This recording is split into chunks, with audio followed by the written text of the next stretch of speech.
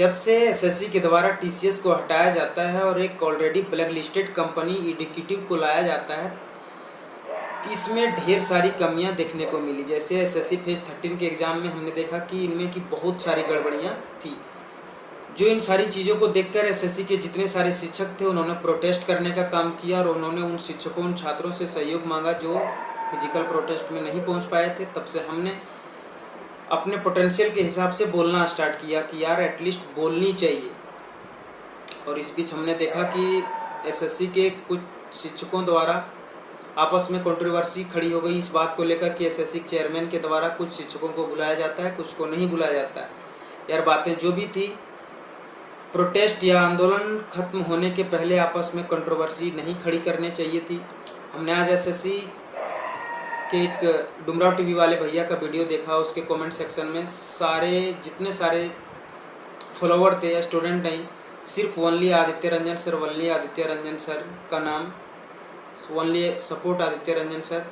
यार इस बीच आप लोग अभिनय सर के योगदान को मत भूल जाना। अगर उनके योगदान को भूल जाओगे तो आप उस कैटेगरी में शामिल कर लेना जो 1857 की क्रांति को स्वतंत्रता की क्रांति नहीं मानते हैं, उस कैटेगरी में शामिल कर लेना।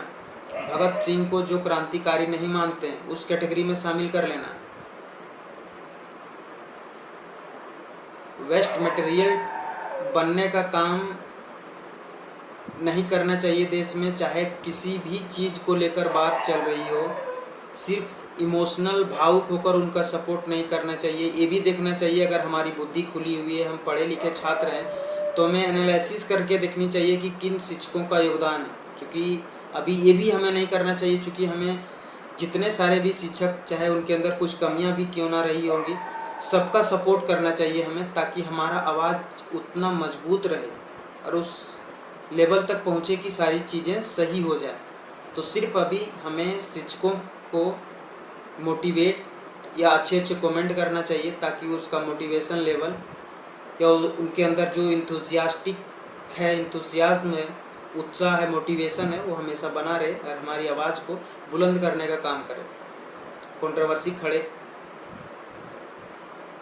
करने के लिए अपना योगदान ना दें, चीज़ें को सुधार करने में अपना योगदान दें। जय हिंद।